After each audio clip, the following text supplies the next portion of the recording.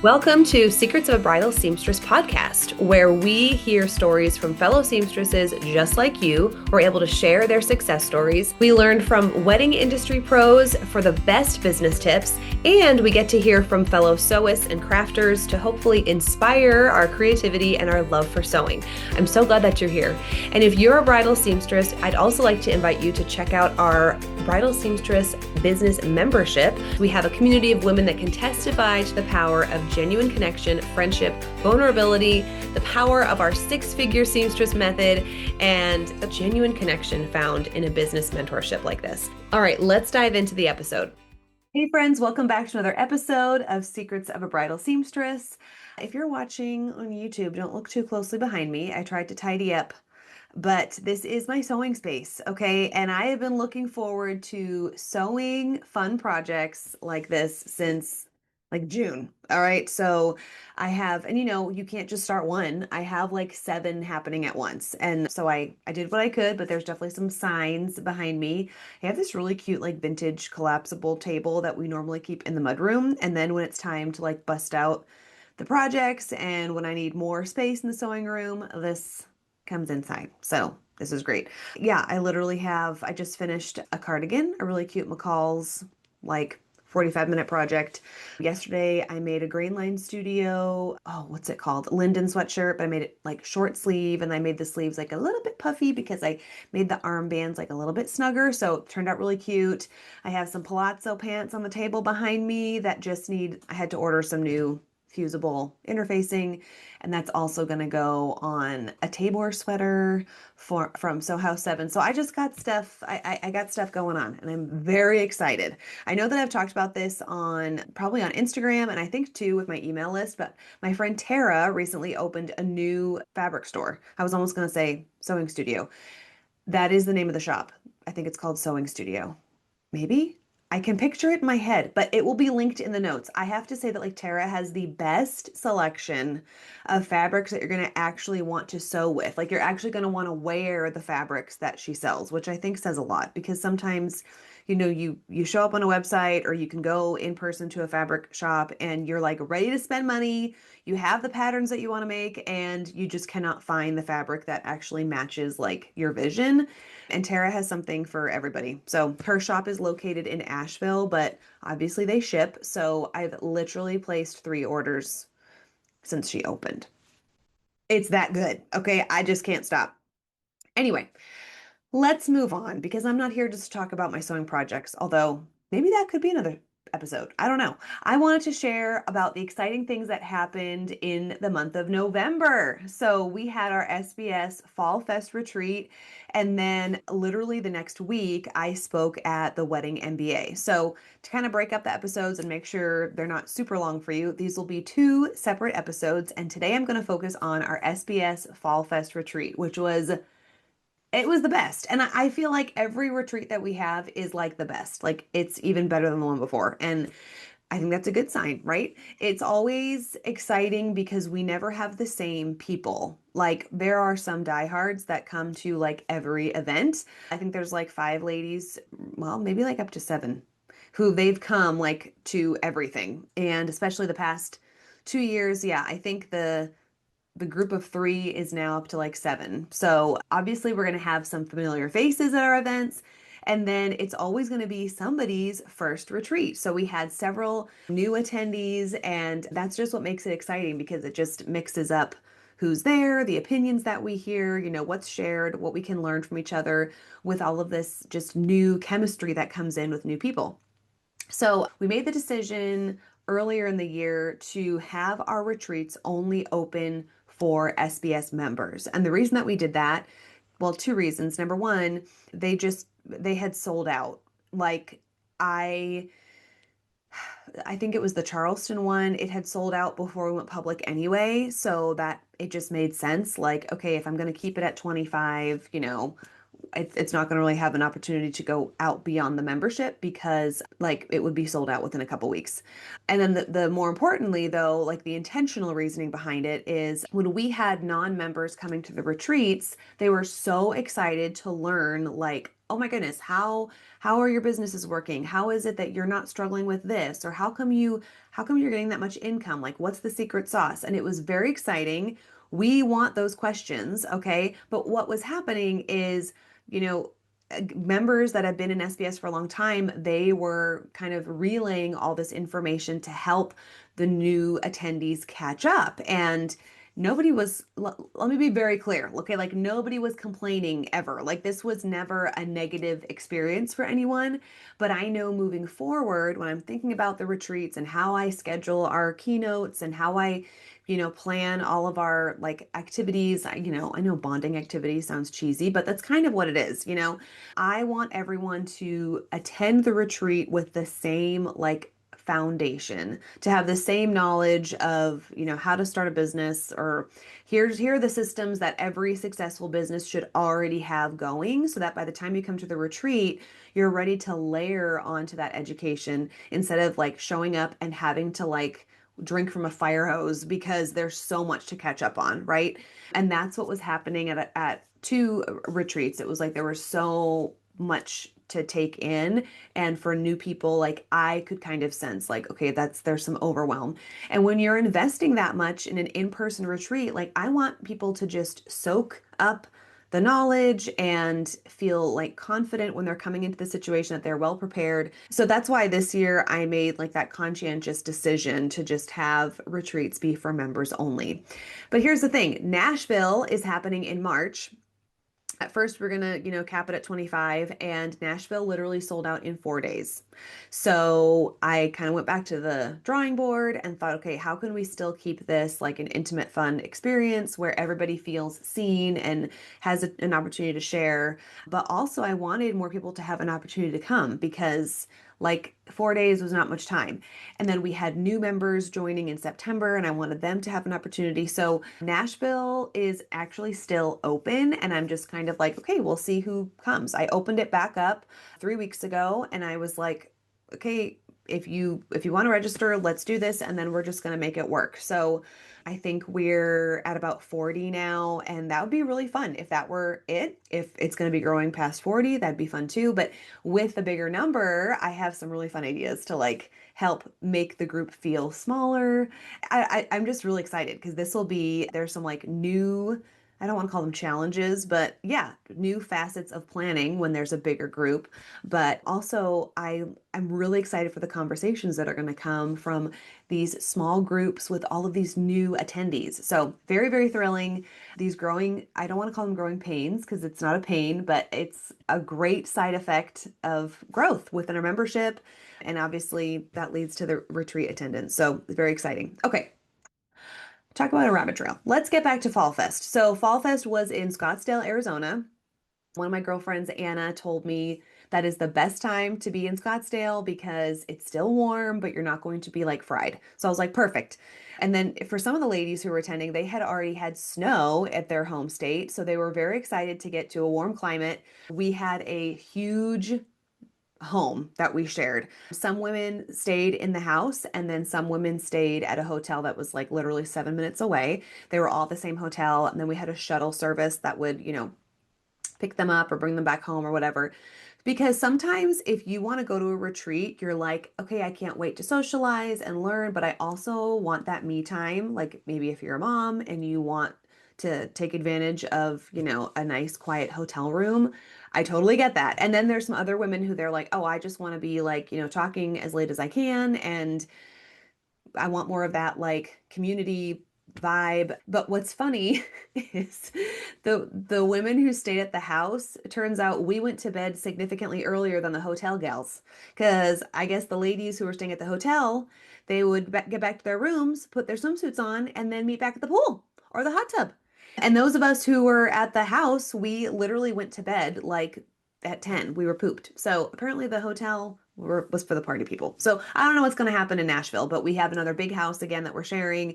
And then other ladies are staying at a nearby hotel. And the cool thing about having the house is there's so many different just places to hang out. So especially in Scottsdale, we had the pool, we had a hot tub, we had a lot of outdoor seating. And then inside the house, there were a couple different like living spaces. So if the women just wanted to like chat and hang out, there were plenty of little nooks to do that. So that was really cool. So when we didn't have like official, trainings, there were a lot of opportunities just to sit and talk. And I love it because it feels like I'm just having like friends over to hang out. And that's what I love to do in Olympia at my house here. So when I have the house for retreats, I'm just like, yeah, all my friends are hanging out. Like it was great. We made a big dinner for the first night, and I love the first night because there's so much anticipation. So it started on a Wednesday.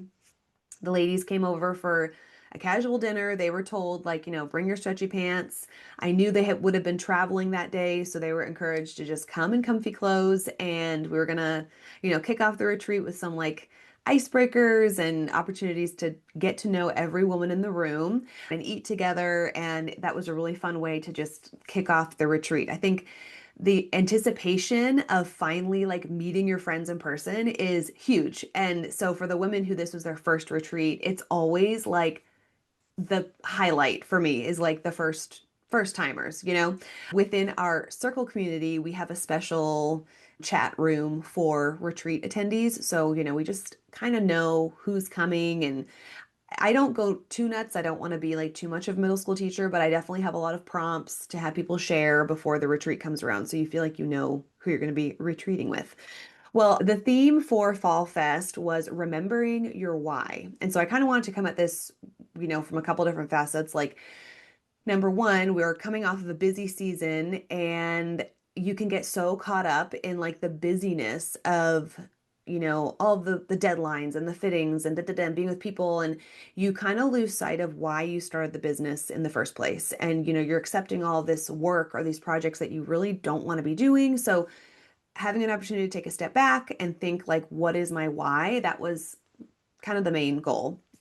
And then also from our speaker's point of view, Michelle Grosser, she came at it with a really cool different approach to think about what is your why, whether you're aware of it or not, and how that can be helpful for you, and how that could sometimes be a barrier, and how to work through those barriers. So she was our keynote on Thursday. She was with us all day, and it was a full day. It was like life-changing. Okay. I mean, I know that's really like dramatic to say, but she helped us recognize patterns that we step into when we're feeling stressed, and recognizing the patterns. And then that was like Thursday morning.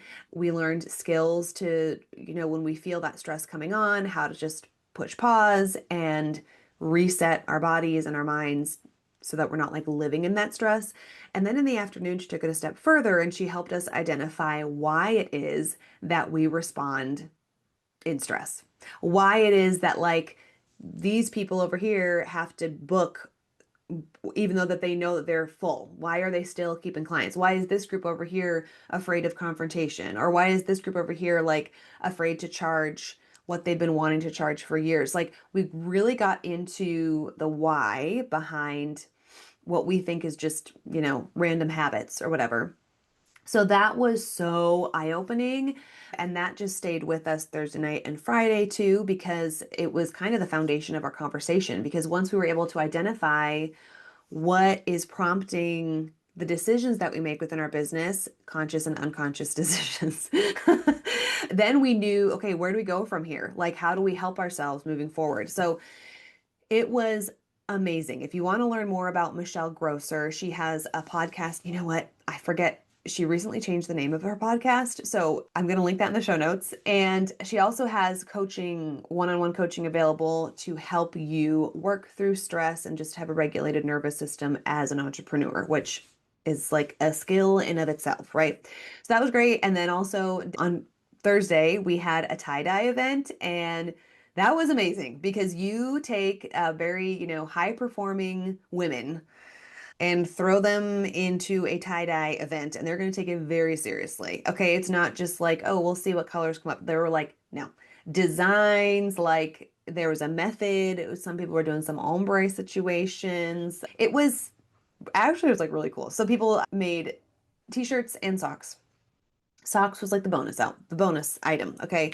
And then of course we had like pool time, hot tub time, and small groups that we broke into. On Friday, we went to the Desert Botanical Gardens. That was a really fun surprise. I just told the ladies to pack, cute athleisure wear. And then I surprised them with tickets to the Desert Botanical Garden, which was awesome. Like it basically, well, here's the thing. I wanted everyone to experience Arizona because how often, for some of us, it's going to be the only time we go to Arizona.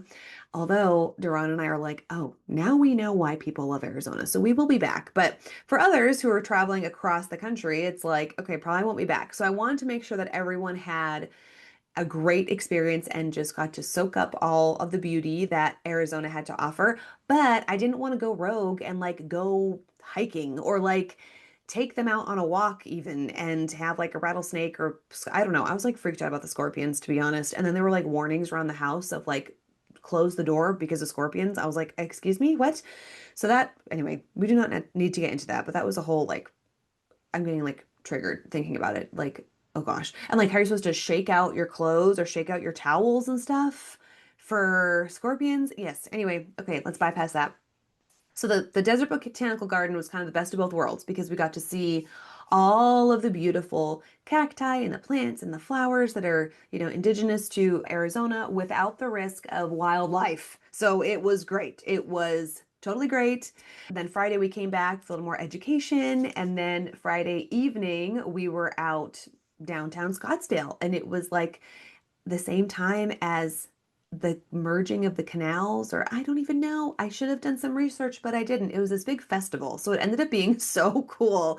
We went to Old School or Old Town Scottsdale, and then, just a few blocks away from that is were the canals. And there was this really beautiful festival of lights, and it was colorful and it was really cool. And what's really fun about the final night is at that point, you're just really comfortable with the other women. You know what I'm saying? Like, it's not like, who are you? Okay. Ugh. And so we kind of broke up into different groups based on where everybody wanted to eat because there were some awesome restaurants down there. And so I didn't want to, be too controlling. And so it was kind of like, hey, here are some options. Where do you want to eat? Let's meet up back at the house afterwards. So that was a really fun way to wrap up Friday evening. So overall, my favorite takeaways, oh gosh, there's so many, but I think for this retreat, I'm always impressed. Yeah, it's not just this one, but I'm always impressed about how women show up because I know I've said this before on the podcast and I said this at the retreat. When we have 3 days together as high performing, big personalitied women, and then we walk away closer because of it. There's no drama, there's no angst. It is just beautiful. And Friday night, like we were all like in tears, like, why is this ending? You know what I mean? There was a group of us who were up till like 1:30. I don't know how I did that. I was like, can we please all just stop talking and go to bed? But I didn't want to be the baby pooper. But everybody was like, and in the hot tub still. And I'm like, I'm so tired.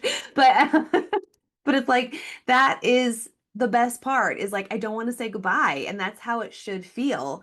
But you have to show up a certain way. Like you have to show up willing to be vulnerable. And I know that's like such a trendy thing to say, but you can't show up, inflating your business or inflating your own success. And let me tell you, if you do, you will see through it.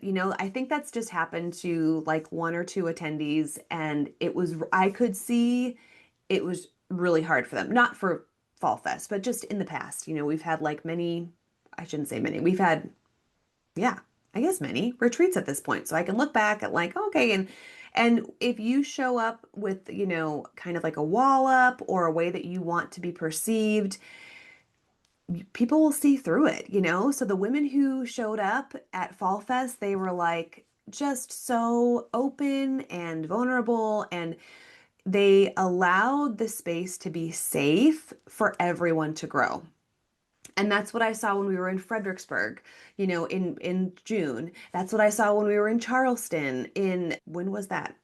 January. How could I forget with the ice storm? Like last year's Fall Fest in Portland, it's like there's a pattern of how you show up reflects on how you interpret the retreat or how you experience the retreat. You know what I'm saying? Because when you're just willing to like connect and to love people and make it about the other person, not about you, you walk away with like this life-changing experience, you know? And I look at the women who attended and I like, especially when we were at the botanical gardens, because I wasn't always walking with them. Sometimes I was like walking behind them or whatever.